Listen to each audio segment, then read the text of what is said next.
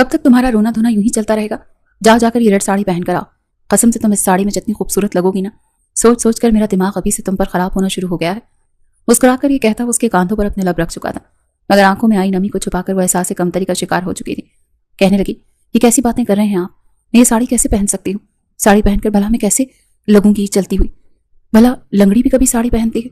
वो फीका सा मुस्कुराकर उस खूबसूरत साड़ी को देखने लगी जो वाकई उसके हुस्न पर चार चांद लगा देती, मगर उसके मुंह से ये अल्फाज सुनकर सारिम के माथे पर बल पड़ चुके थे। उसने घूर कर उसे देखा और बाजू खींचकर अपनी जानिब किया और कहने लगा, शट अप, दोबारा मैं तुम्हारे मुंह से ये सब कुछ ना सुनूं।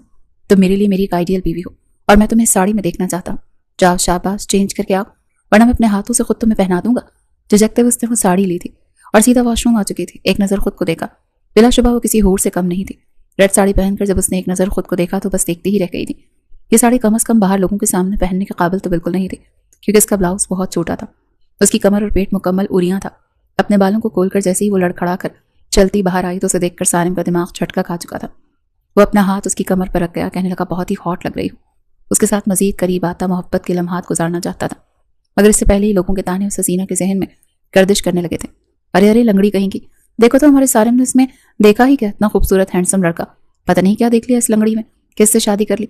अरे इसे तो कोई भी अच्छी लड़की मिल जाती, फिर इस बुट्टी को ही क्यों चुना? अरे ये बच्चे पैदा करके कैसे देगी सारिम को, कहीं बच्चे भी लंगड़े ही पैदा ना कर दे। ये कहकर वो औरतें हंसी थी और ये अल्फाज उसके जहन में गर्दिश कर रहे थे और सारिम उसकी गर्दन पर अपनी मोहब्बत निछावर कर रहा था। वो उसे यूं ठंडा होते देखकर कहने लगा, क्या हो गया तुम्हें? प्लीज मेरा साथ दो ना। लेकिन वो उसे खुद से दूर करने लगी कि नहीं प्लीज, मैं ये सब कुछ नहीं कर सकती, मैं आपके काबिल नहीं हूँ, प्लीज आप छोड़ दें मुझे। एक बार फिर वो इस तरह के जुमले कहती जैसे पीछे हटने लगी तो सारिम ने फौरन एक रुमाल उठाया और उसके मुंह पर दबा दिया। फिर उसे बेड पर धक्का देकर उसकी टांगों के बीच, हाय मैं मर गई, आज मुझे कोई नहीं बचा सकता, कुत्ते के गुर्राने की आवाज़ उसे बिल्कुल करीब से सुनाई दी। और बिल्कुल आखिरी लम्हे जब वो नाउम्मीद होकर अपनी टांग तोहफतन उस कुत्ते को पेश कर देने वाली थी, एक सफ़ेद गेट एन उसके सामने आ गया। बस फिर क्या था, उसने हाथ में पकड़ा बैग घुमा कर उस कुत्ते के मुंह पर दे मारा और शायद इस अचानक हमले के लिए तैयार न था। वो पीछे की तरफ गिरा तो उसने जूते की नोक दरवाजे पर रखी और छलांग मारकर उस हवेली के अंदर दाखिल हो गए। वो नहीं जानती थी कि ये किसकी हवेली है। वो आगे बढ़ने ही लगी क्योंकि उसको शिद्दत से कुछ गड़बड़ होने का एहसास हुआ। उसे अपने कांधे हल्के फुल्के महसूस हो रहे थे। नहीं, ऐसा नहीं हो सकता। उसने बेइख्तियारी अपने शोल्डर पर हाथ रखा था। मेरे सारे पैसे उस बैग में थे। मोहतरमा के सारे पैसों से मुराद उनके सिर्फ 2000 रुपए थे जो उन्होंने काफ़ी अर्से से बचा बचा कर रखे हुए थे, वरना उनकी छोटी बहन को पता चल जाता तो वो पैसे भी किसी डिज़ाइनर सूट के पैसों में जमा हो जाते। उसने बाहर झांकने की कोशिश की तो कुत्ता गुर्राने लगा, इंतहाई घटिया नस्ल के ढीठ और जलील कुत्ते हो तुम। मेरा क्या कसूर था? सिर्फ तुम्हें यही तो कहा था कि तुम्हारी आवाज़ मेरे कानों में किसी ढोल की तरह बज रही है, चुप कर जाओ। दरअसल वो जब इस कॉलोनी में दाखिल हुई थी तभी उसे कुत्ते के भौंकने की आवाज़ सुनाई देने लगी। तो जब उसके करीब से गुजरी तो इंतहाई नागवारी से उसने ये अल्फाज अदा किए थे। वो कुत्ता शायद इंसानी ज़बान से काफ़ी ज़्यादा वाकफियत रखता था, इसी वजह से उसने इन अल्फाज को अपने दिल पर ले लिया और मोहतरमा के पीछे पड़ गया। ये तो उसकी किस्मत अच्छी थी कि बर वक्त उसको एक छोटा सा गेट नजर आ गया था जिस पर चढ़कर वो हवेली के अंदर दाखिल हो गई थी। मुझे तो लगता है यहाँ पर बरसों से कोई नहीं रहता। उसने चारों तरफ अपनी निगाहें दौड़ाई थी। गहरी खामोशी ने उसका इस्तकबाल किया। लॉन की घास भी बड़ी हुई थी, पेंट भी उतरा हुआ था। क्या करूं, क्या मुझे अंदर जाकर देखना चाहिए? उसने गहरी पर नजर डाली। वो वक्त से काफी पहले आ गई थी। उसे डर था कि कहीं ऐसा ना हो कि पहले ही दिन वो लेट हो जाए। दरअसल यहाँ उसने कुछ बच्चों को ट्यूशन देनी थी, बदले में अच्छे खासे पैसे मिल रहे थे। नरमीन को उसके मंगेतर ने ऑफर की थी कि मैं तुम्हें ड्रॉप कर देता हूँ, पहला दिन है, तुम्हें घर को ढूंढने में काफी मुश्किल पेश आएगी। मगर उसने बहुत ही खूबसूरती से इनकार कर दिया। वजह ये थी कि वो उसको जहमत नहीं देना चाहती थी, बल्कि वजह उसकी अम्मा की पाबंदियां और सख्तियां थी जिनको इस सख्त नागवार गुजरता था कि वो शादी से पहले अपने मंगेतर के साथ कहीं भी घूमने फिरने के लिए जाए। इसके मंगेतर के पास गाड़ी तो थी नहीं, बस एक मोटर बाइक ही थी जिसे चेंज करके बहुत जल्दी वो हैवी बाइक भी लेने वाला था। इसकी प्रमोशन होने की भी चांसेस थे और इसी वजह से आजकल वो बहुत ज़्यादा एक्साइटेड था। रोज़ रात के वक्त वो उसके साथ एक नई जिंदगी की खूबसूरत ख्वाब बुनता था। फिलहाल उसने इन सारी चीज़ों को अपने जहन से झटका और मजबूत कदम उठाते हुए इस हवेली नुमा घर के अंदर दाखिल हो गई। अपने तजस्सुस भरी तबीयत से वो खुद भी बहुत ज़्यादा आजिज़ थी। अगर किसी ने ये समझा कि मैं यहाँ पर चोर हूँ, हाय मेरी तो रेपुटेशन ही ख़राब हो जाएगी। ये कॉलोनी भी इतनी भरी बड़ी नहीं है, कहीं वो ट्यूशन मेरे हाथ से निकल ना जाए। नहीं नहीं, ऐसा नहीं हो सकता, मैं कुछ ज़्यादा ही सोच रही हूँ। अचानक उसके मोबाइल में बीप बीप होने लगी। उसने देखा कि तैमूर की कॉल आ रही है। फिलहाल मैं आपकी कॉल रिसीव नहीं कर सकती प्यारे मंगेतर साहब। मोबाइल साइलेंट पर लगाकर उसने अपनी पॉकेट में डाल दिया। जब इस हवेली के अंदर दाखिल हुई, हैरत अंगेज तौर पर सब दरवाजे खुले हुए थे।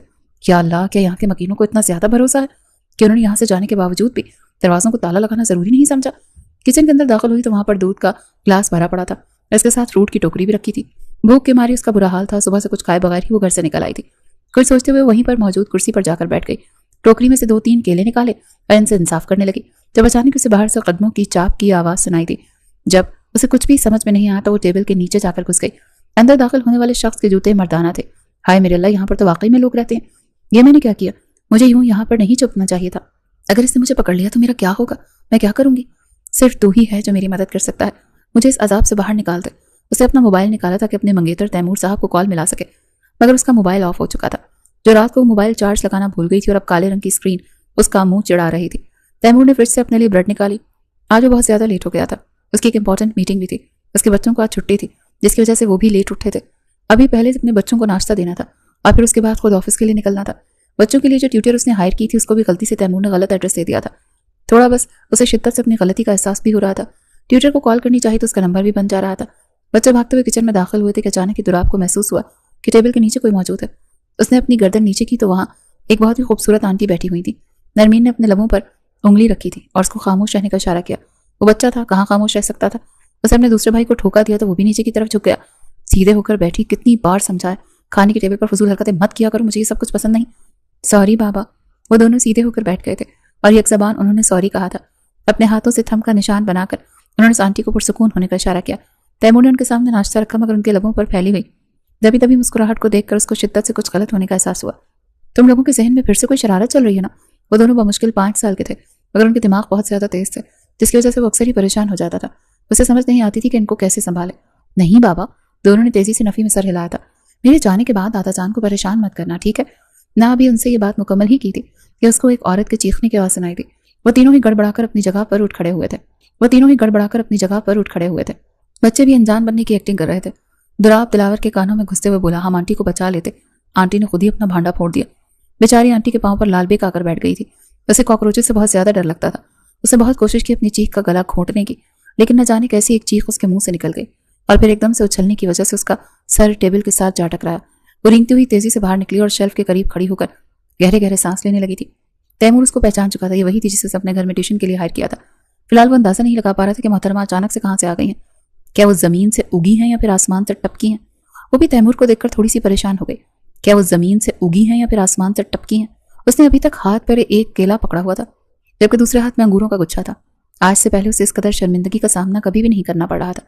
तैमूर ने दोनों बाजू लपेटे और उसकी आंखों में बराह रास्त झांकते हुए कहा, क्या मैं आपसे पूछ सकता हूँ कि यहाँ पर क्या हो रहा है? ये हमारे साथ गेम खेल रही थी। बच्चों ने झट से उसकी साइड ली।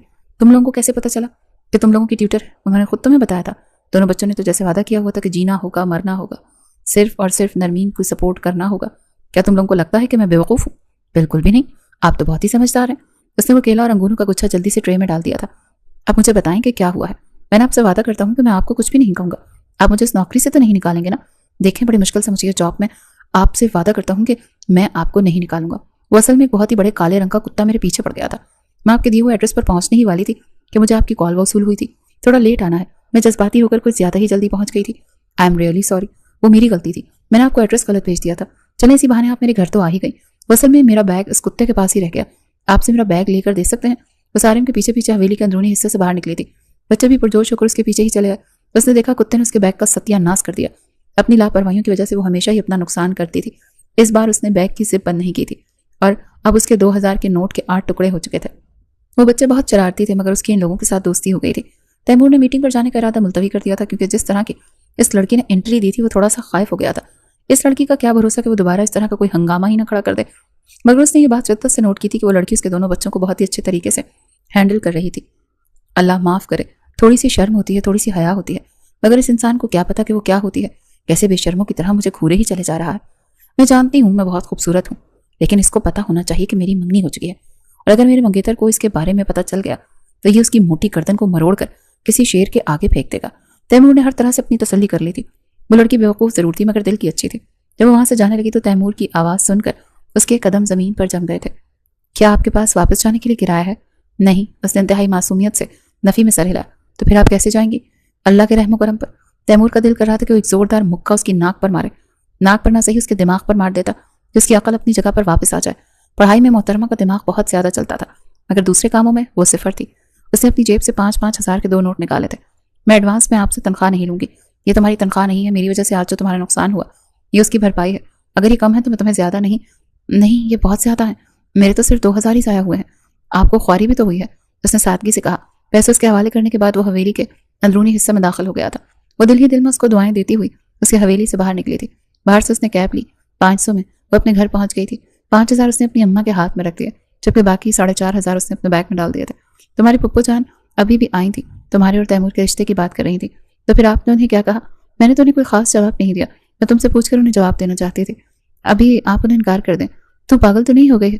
3 سال سے تم لوگوں کی منگنی ہو چکی ہے اور تیمور نے بھی اب انتظار کرنے سے منع کر دیا ہے۔ اس کی ایک بہت بڑی ملٹی نیشنل کمپنی میں جاب ہو گئی ہے۔ اسے مجھے کیوں نہیں بتایا؟ ہو سکتا ہے وہ تمہیں سرپرائز دینا چاہتا ہو۔ نرمین کے بابا کا اس وقت انتقال ہوا تھا جب وہ میٹرک میں تھی، تب سے اس نے بچوں کو ٹیوشن پڑھانا شروع کر دیا تھا۔ اس کے ساتھ ساتھ وہ اپنی پڑھائی بھی جاری رکھے ہوئے تھی۔ FSC تو اس نے ریگولر کیا تھا، لیکن BSc وہ پرائیویٹ کر رہی تھی۔ اس کے بابا ایک معمولی سے سرکاری ملازم تھے، ان کی پینشن تو ملتی تھی لیکن وہ بہت کم ہوتی تھی۔ اس کی امی دوسروں کے کپڑے سلائی کر کر کے گزارا کرتی تھی۔ اس کی پھپھو جان بھی ان کی کچھ مدد کر دیتی تھی۔ اس کی منگنی اس کے بچپن میں ہی اس کے کزن تیمور سے ہو گئی تھی، جس سے وہ بے تحاشا محبت کرتی تھی، اور اس کی زندگی میں آنے والا پہلا مرد تھا، اور وہ چاہتی تھی کہ ان دونوں کا ساتھ مرتے دم تک ہو۔ اچھا اب منہ مت بناؤ، ہو سکتا ہے وہ تمہیں الگ سے فون کر کے بتائے، اسے خود مت پوچھنا، اس کی امی نے پیار سے اس کے چہرے کو تھپکتے ہوئے کہا تھا۔ اور ہاں، میں مزید انتظار نہیں کر سکتی ہوں، تمہاری پھپھو نے جہیز لینے سے بھی منع کر دیا ہے، جو میری آخری پریشانی تھی وہ بھی دور ہو گئی ہے۔ آخر کب تک تم ہم لوگوں کو ہی کھلاتی رہو گی؟ تھوڑا سا اپنے اوپر بھی غور کرو، ورنہ محلے والے باتیں بنائیں گے کہ ماں اپنی جوان بیٹی کی کمائی کھا گئی ہے۔ ابھی ویسے بھی ہادی کا باہر کا ویزا لگ گیا ہے، آپ کو لگتا ہے کہ وہ باہر جا کر آپ کو پیسے بھیجے گا؟ جس طرح کے اس کے حالات ہیں مجھے تو لگتا ہے کہ وہ باہر جا کر ہم لوگوں کو بھول جائے گا۔ جس طرح کے اس کے حالات ہیں مجھے تو لگتا ہے کہ وہ باہر جا کر اس کا بھائی بہت ہی خود غرض تھا، بلکہ اس کے سارے بہن بھائی ہی خود غرض تھے، انہیں ہر وقت اپنی خوشیوں کی فکر رہتی تھی۔ وہ اس بات پر غور نہیں کرتے تھے کہ ان کی بہن کتنی مشکل سے پیسے کماتی ہے۔ کبھی اس کی بہن کو ڈیزائنر سوٹ چاہیے ہوتا تھا تو کبھی اس کے بھائی کو ٹرپ کے پیسے چاہیے ہوتے تھے۔ جتنی مشکل سے وہ ارینج کرتی تھی یہ صرف وہ جانتی تھی یا اس کا رب جانتا تھا۔ کافی دیر تک وہ صحن میں اپنی ماں کے ساتھ بیٹھی باتیں کرتی رہی تھی جب بیرونی دروازے پر دستک ہوئی تھی۔ ان کا گھر بہت بڑا نہیں تھا، صحن بھی چھوٹا سا تھا، 2 قدم کے فاصلے پر ہی دروازہ تھا۔ رکو میں جا کر دیکھتی ہوں۔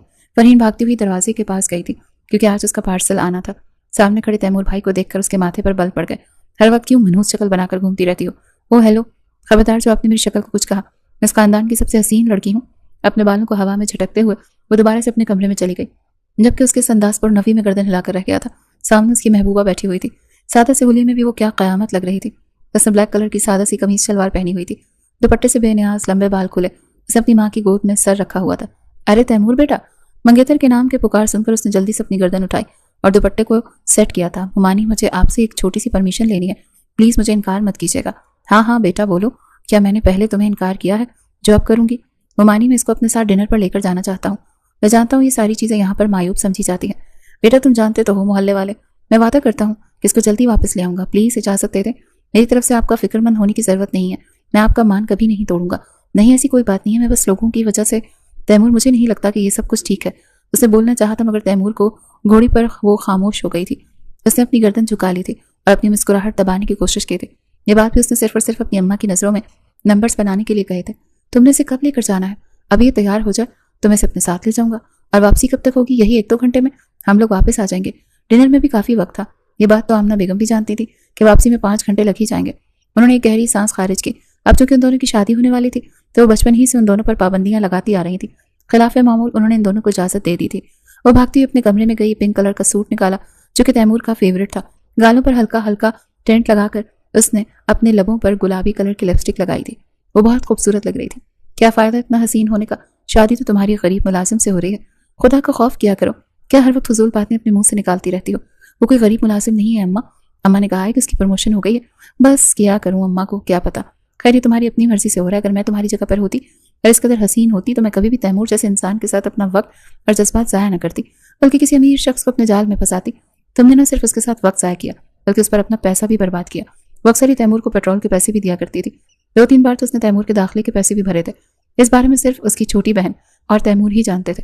چپ کرو یار، میں تمہارے سامنے باقاعدہ ہاتھ جوڑ رہی ہوں، خاموش ہو جاؤ، دوبارہ اس طرح کی بات مت کرنا۔ امی کو پتہ چل گیا تو بہت ناراض ہوں گی اور بہت زیادہ ڈانٹیں گی۔ ہاں ہاں جاؤ جاؤ، میری بس یہی دعا ہے کہ اللہ کرے وہ تمہارے ساتھ مخلص اور وہ تمہارا دل کبھی بھی نہ توڑے۔ یہ کہہ کر فرحین سر پر چادر تان کر لیٹ گئی تھی۔ موبائل اس نے کانوں کے ساتھ لگایا ہوا تھا۔ ایک نئے لڑکے کے ساتھ اس کی دوستی ہوئی تھی، وہ بہت ہی امیر شخص تھا جو اس پر کھلا پیسہ لٹا رہا تھا۔ یہی وجہ تھی کہ وہ آج کل اپنی بہن سے بھی پیسے نہیں لے رہی تھی۔ وہ اس کی بائک پر جا کر بیٹھے درمیان میں بیگ رکھ دیا۔ کیا یہ احتیاط کے لیے ہے؟ آپ یہی سمجھ سکتے ہیں۔ اب تو ہم ایک دوسرے کے ساتھ کافی وقت گزر گیا لیکن ہمارا نکاح نہیں ہوا۔ وقت گزارنے کا یہ مطلب نہیں ہے کہ ہم ایک دوسرے کے ساتھ فری ہونے لگے۔ فری ہونے کے لیے ایک مضبوط رشتے کا ہونا ضروری ہے۔ ٹھیک ہے ملانی صاحبہ، آپ جو کہہ رہی ہیں وہ ٹھیک ہے، میں آپ سے معافی چاہتا ہوں۔ اگر آپ کو میری کوئی بھی بات بری لگی ہے ان کی بائک ایک بہت بڑے ہوٹل کے سامنے آ کر رکی تھی۔ یہ کیا؟ یہ تو بہت مہنگا ہوگا محترمہ، ایک بہت بڑی ملٹی نیشنل کمپنی میں میری جاب لگ گئی ہے، وہاں پر مجھے ڈھیر ساری سہولتیں بھی دی جا رہی ہیں، اور تمہیں پتہ ہے کہ اس کمپنی کی جو آنر ہے وہ میری قابلیت کی وجہ سے مجھ سے بہت زیادہ متاثر خوش ہے۔ تم نے کیا کہا؟ کیا وہ عورت ہے؟ ہاں یار وہ عورت ہی ہے۔ اس نے مجھ سے انٹرویو میں جتنے بھی کوسچنس پوچھے تھے میں نے ان سب کا فر سے جواب دیا، اور وہ مجھ سے کافی امپریس نظر آ رہی تھی۔ نرمین کے دل کو ایک دھچکا سا لگا تھا، مگر اس نے اپنے آپ کو سنبھالا اور وہیں پر موجود ایک ٹیبل پر جا کر بیٹھ گئی۔ اچانک اس نے اپنے چہرے پر کسی کی نظروں کی تپش محسوس ہوئی تھی۔ نگاہیں اٹھا کر دیکھا تو تھوڑے فاصلے پر سارم اپنے بچوں کے ساتھ موجود تھا۔ ان دونوں کی نگاہیں ایک لمحے کے لیے ملی اور پھر اس نے اپنی نگاہیں جھکا لیں۔ اس کو اس قدر شدید ٹھنڈ میں بھی پسینے آ رہے تھے۔ کیا ہوا ہے؟ تم ٹھیک تو ہو نا؟ ہاں میں بالکل ٹھیک ہوں۔ اس نے اپنے لہجے کو پرسکون بنانے کی ناکام کوشش کی۔ آج دن کے وقت وہ سارم کے ساتھ اپنی مجبوریوں کا ذکر کر رہی تھی اور رات کے وقت وہ اتنے بڑے ہوٹل میں موجود تھے۔ نہ جانے سارم اس کے بارے میں کیا سوچے گا، کہیں وہ ایسے نہ سمجھ لے کہ وہ اس سے جھوٹ بول رہی تھی۔ تیمور کافی دیر تک اس سے باتیں کرتا رہا مگر وہ الجھی سی تھی۔ یار مجھے ایسا کیوں لگ رہا ہے کہ تم میری باتیں غور سے نہیں سن رہی؟ نہیں میں غور سے سن رہی ہوں۔ تو مجھے بتاؤ تھوڑی دیر پہلے میں نے تم سے کیا بات کی تھی؟ وہ واقعی میں کنفیوز ہو گئی تھی۔ یار اگر تمہیں کوئی پریشانی ہے تو مجھ سے شیئر کر سکتی ہو، اگر پیسوں کا مسئلہ ہے تو کیا میں نے پہلے کبھی تم سے پیسے مانگے ہیں؟ اس کی آنکھوں میں جھانکتے ہوئے بولی تھی نہیں، تو اس وقت میرے پاس پیسے ہوتے بھی نہیں تھے، لیکن اب میرے اکاؤنٹ میں بھرے ہوئے ہیں۔ آخر ایسی کون سی نوکری ہے کہ پہلے ہی دن انہوں نے تمہارے اکاؤنٹ بھر دیے ہیں؟ دراصل ایک بہت بڑے بزنس مین کے بیٹے کا تیمور پر دل آ گیا تھا۔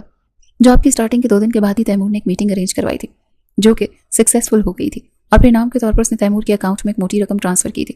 حالانکہ ایسا وہاں کی پالیسی میں شامل نہیں تھا، نہ ہی باقی کسی امپلائی کو اتنی زیادہ مراعات دی جاتی تھی۔ وہ اس پر جس طرح سے نظر کرم کر رہی تھی، باقی سارے ورکرز تیمور کی طرف مشکوک نظروں سے گھور رہے تھے، مگر اسے پرواہی کہاں تھی۔ پر تھے اور بھی ابھی جس کی منگیتر نے اسے یہی سوال پوچھا۔ پہلے تو وہ گڑبڑا گیا اور پھر خود پر کنٹرول کرتے ہوئے بولا، یار میں نے ایک جگہ پر انویسٹ کیے تھے، بس وہیں سے ہی پیسے ڈبل ہو کر آئے ہیں۔ اللہ کرے جو کچھ تم کہہ رہے ہو وہ سچ ہو۔ ہاں مجھ پر بھروسہ رکھو، میں کبھی بھی تم سے جھوٹ نہیں بولوں گا۔ بابا ہمیں ان سے ملنے دینا۔ بری بات، چلو میرے ساتھ گھر واپس چلتے ہیں۔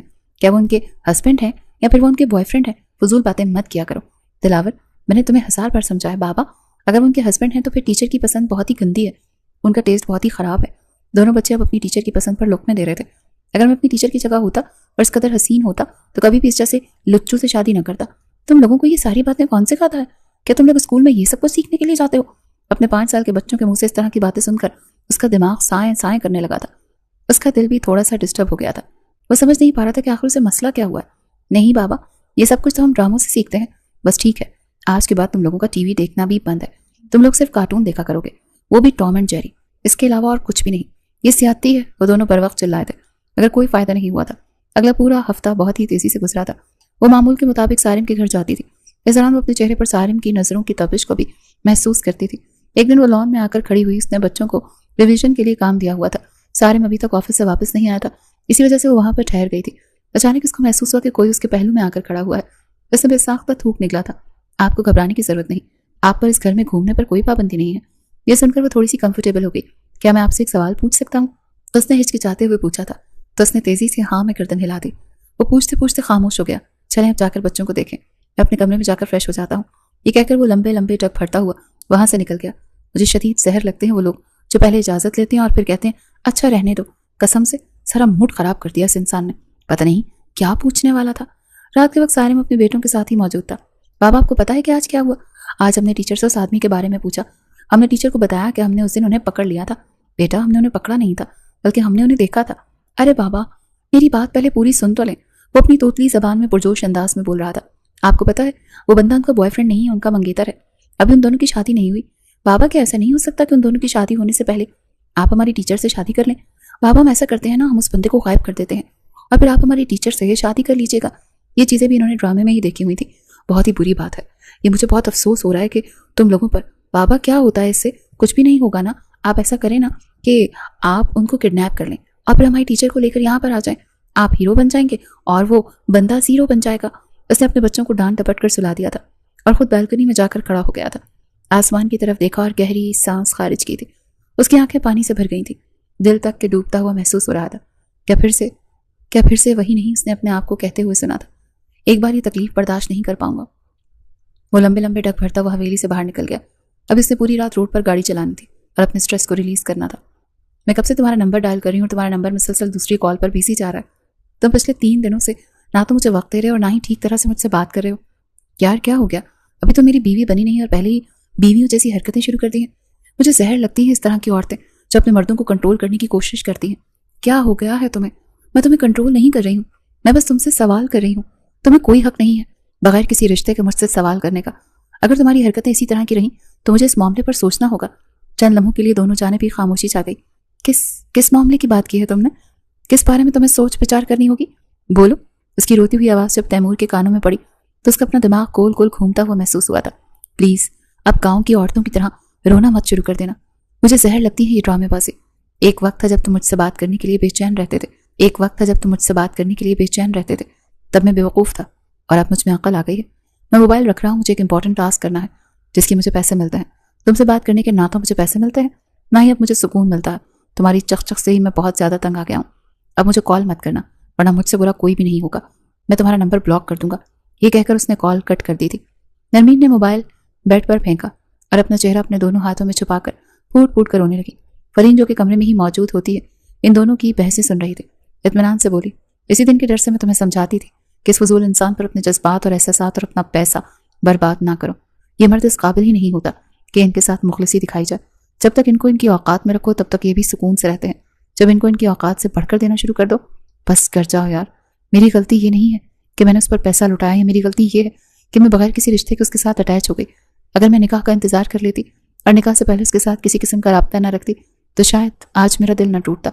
मुझे उसके साथ राब्ते में रहना ही नहीं चाहिए था। या मेरे अल्लाह, अब मैं क्या करूं? उसका अपना दिल टुकड़े टुकड़े होता हुआ महसूस हो रहा था। मुझे ऐसा क्यों लग रहा है कि उसकी जिंदगी में कोई और औरत आ गई है? मुझे भी ऐसा ही लग रहा है। चलो खैर, देख लेते हैं, वक्त सबकी असलियत दिखा देता है। चलो, उसकी असलियत भी हमारे सामने खुल कर आ जाएगी। उसकी बहन नॉर्मल से अंदाज में कहती अपने काम में मसरूफ हो चुकी थी। वो पूरी रात उसने जागते हुए ही गुजारती थी। एक तरफ सारिम जागती आंखों से ऐसे ख्वाब बुन रहा था जिसके टूटने पर किरचियों ने उसकी आंखों को जख्मी करना था, और दूसरी तरफ वो थी जो ऐसे ख्वाबों को नोचने की कोशिश कर रही थी जिनकी जड़ें उसके अंदर तक फैल गई थी और जिनको अब निकलना मुश्किल